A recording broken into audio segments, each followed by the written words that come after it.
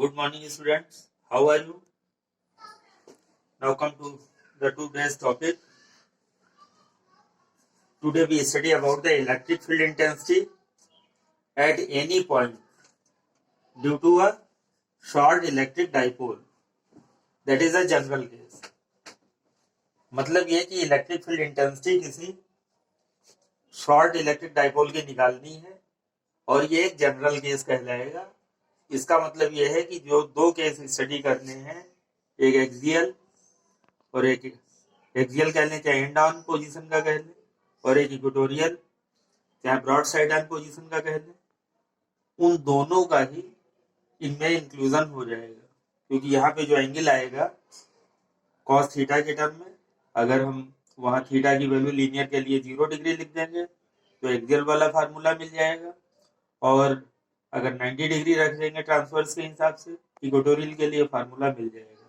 तो इसलिए इसको जनरल केस भी कहा जा सकता है।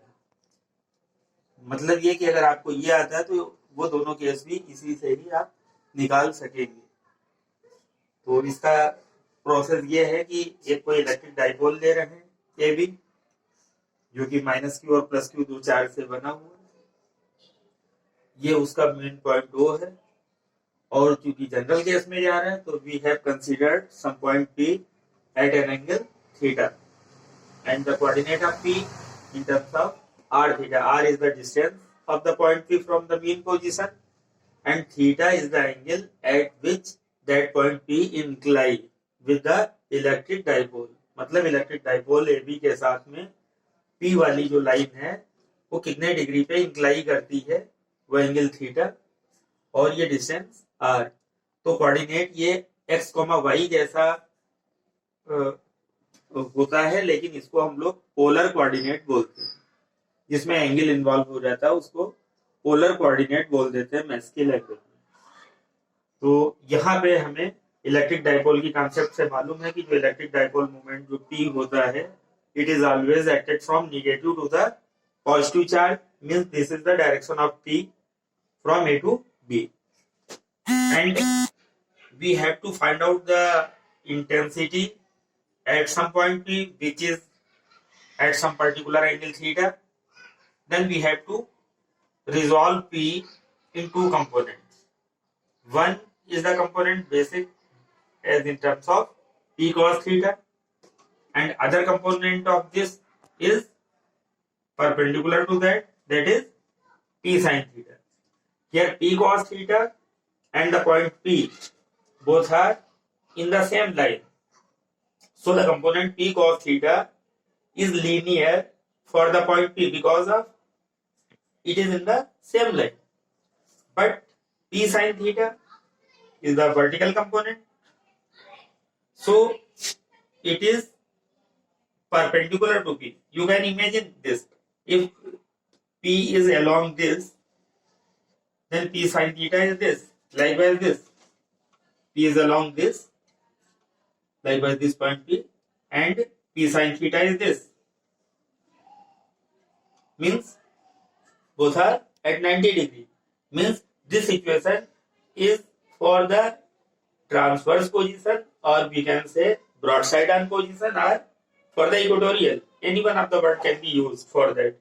तो ये perpendicular वाला तो broadside on position के लिए यूज हो जाएगा चल के, जो P sin थीटा के सपोर्ट पे सॉल्व करके लिखा जाएगा, और P cos थीटा उसी के अलॉन्ग में होगा तो वो एंड ऑन पोजीशन के लिए बात अपनी कह देगा। तो इस तरीके से अगर देखें तो स्टेटमेंट ये जाएगा, let A B is an electric dipole of dipole moment P, let P is a point at distance r from the center O, from the center O of the dipole is any point at some distance r, and it makes angle theta with the dipole. यानी यही P point dipole के साथ किस angle पे है, तो theta angle पे। यानी कह सकते हैं P के जो कोऑर्डिनेट्स हैं पोलर कोऑर्डिनेट्स वो r कमा थीटा है। अब मेन वही बात आ गई जो अभी समझ रहे थे कि resolving P into their components, basically in the horizontal and the vertical component. Horizontal in which the angle is given, तो horizontal जिस पे कि एंगल दिया होता है, यानी ये पी कॉस थीटा में चला जाएगा, अब लॉन्ग रहेगा ओपी के। Another one is the P sine theta perpendicular to OP, यानी ओपी के परपेंडिकुलर में, जैसा कि अभी इधर दिखा रहे थे, this one is the OP and this is perpendicular to that, यानी P sine theta in fact it is perpendicular to OP. Okay, so P is on the axial line with respect to P cos theta. P cos theta के ये axial line में P पड़ेगा, क्यों? क्योंकि उसी पे है, इसलिए हम कह सकते हैं कि P is on the axial line with respect to P cos theta and P is on the equatorial line with respect to P sin theta, because of P sin theta and OP both are at 90 degrees. So we can easily say this. Now come to the point again. If P is on the axial line, then what we say here? Electric field intensity at P for axial position due to P cos theta. क्योंकि axial position किसकी मदद से आई है? P cos theta, क्योंकि ये उसी की line में है, तो axial position P cos theta से आई है, इसलिए axial वाला फार्मूला रख दे 2P cos theta अपॉन कोई 4πε0 r³ जैसा, यानी ये पढ़ा हुआ है already 2P upon 4πε0 r³।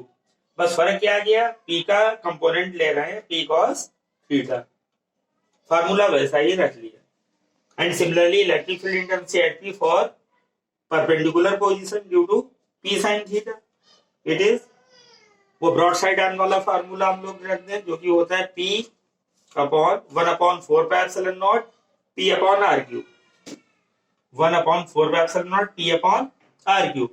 Only हमें ये एड अप करना है, यानी sine theta component. This is along PC, this is along PC and that was along PD, along PD, along PD, because in the linear it is along to that side, but in the transverse situation it is at opposite situation, so it is given as due to that along PC. Now if you see the figure, then E1 is for the axial and E2 is for the equatorial. Both are at 90 degree.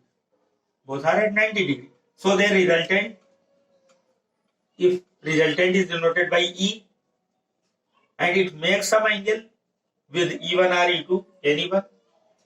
मान ले कि जो E जो है वो E1 और E2 का resultant है, जहां पे E1 क्या है, वही जो हम एक्सियल पोजीशन की इंटेंसिटी बता रहे हैं, क्योंकि वो उसी की लाइन पे पड़ रही थी, तो E1 इसकी इंटेंसिटी का ये डायरेक्शन निकाल दिया, E2 किसका, जो उससे 90 पे पड़े, तो ये E2, अब चूंकि E1 E2 दोनों ही एक दूसरे से 90 डिग्री पे अगर है, likewise this one is the E1, this one is the E2, तो अगर 90 पे उनका रिजल्टेंट हाइपो से दिया जाता है, इसका मतलब अगर ये इसका रिजल्टेंट E है और ये कुछ एंगल बना रहा है, अगर अल्फा एंगल E1 के साथ बना रहा है, तो E एक्चुअली क्या है, हाइपो का काम करेगा, तो रिजल्टेंट निकाल देगा। तो हाइपो हम लोग कैसे निकालते हैं, with root a² + b² means perpendicular square plus base square.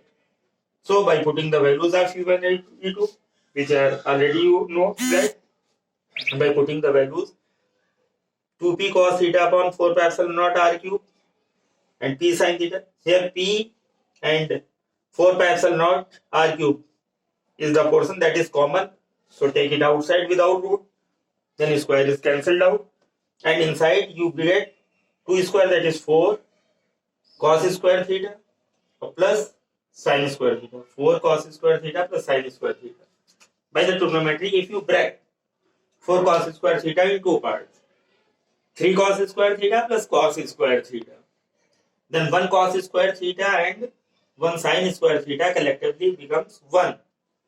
So there are 3 cos square theta and collectively that gives 1. This is in this way. 4 cos square theta means 3 cos square theta plus cos square theta.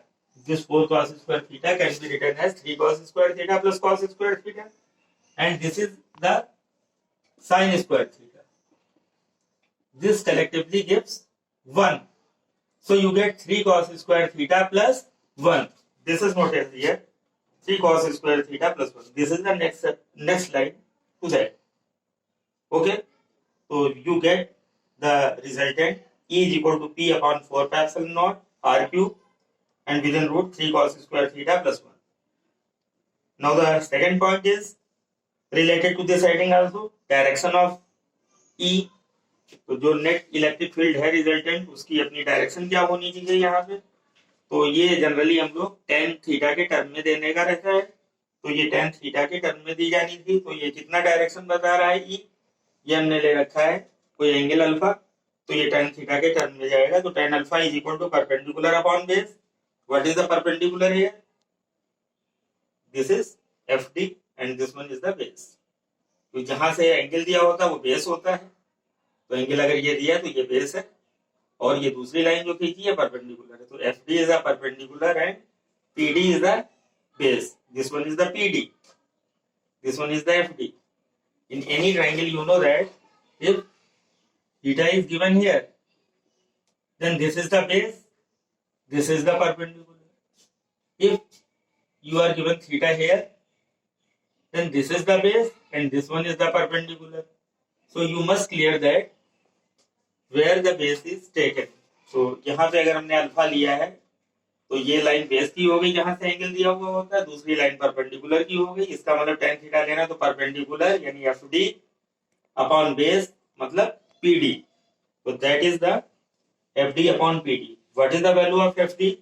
तो FD this is perpendicular line that belongs to likewise equatorial situation, then it given by the value of E2, and base likewise PD is along linear situation, that is given by E1. We can easily calculate. So FD likewise this, so E2 upon E1, and by putting the values of E2, this one is the E2, this one is the E1, then this portion P of 4 pi epsilon naught R cube, P 4 upon 4 pi epsilon naught R cube is cancelled out. Only you get half and sin theta upon cos theta. Half sin theta upon cos theta gives tan theta. So this topic is completed now. और अब इसके बाद में जो है अब हम किसी अगले टॉपिक में आपसे इलेक्ट्रिक फ्लक्स और गॉस थ्योरम और उसके एप्लीकेशंस पे बात करेंगे, जो कि CBSE के हिसाब से एक इम्पोर्टेंट टॉपिक बनता है और कोई ना कोई उसमें से एप्लीकेशन एक जरूर पूछ ली जाती है। इसलिए आप उसको भी उतना ही ध्यान से जरूर मैटर को अटेंड करें और कोई कंफ्यूजन हो तो क्लियर करते रहें। ओके।